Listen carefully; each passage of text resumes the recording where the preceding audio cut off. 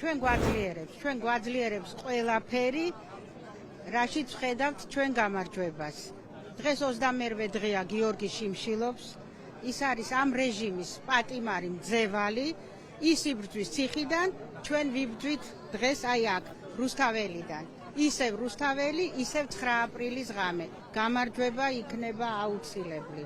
ჩვენ ვიბრძოლებთ ბოლომდე. დღევანდელი დღის მნიშვნელობა თქვენთვის რა არის? თქვენს აღნიშნეთ 9 აპრილი და აქ ხშირად საუბრობენ, რომ სწორედ უნდა შევინარჩუნოთ ის მოპოვებული თავისუფლება, რომელიც აი ამ 9 აპრილს იგივე რაც მოხდა და იმ ადამიანებისთვის, მათ შორის, ვინც შესწირა ამ თავისუფლებას თავი.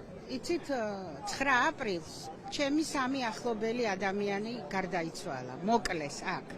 მე არ მეგონა თუ ამდენი წლის შემდეგ მე მომიწევდა აქ ბანერით ჩემი შვილის დაცვა, ეს ჯადოსნური ღამეა. ჩვენ უნდა გავიმარჯვოთ. ყველა დედა დღეს ამ სურვილით არის მოსული.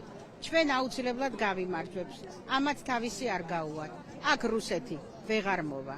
ეს არის ეს აქსიომაა.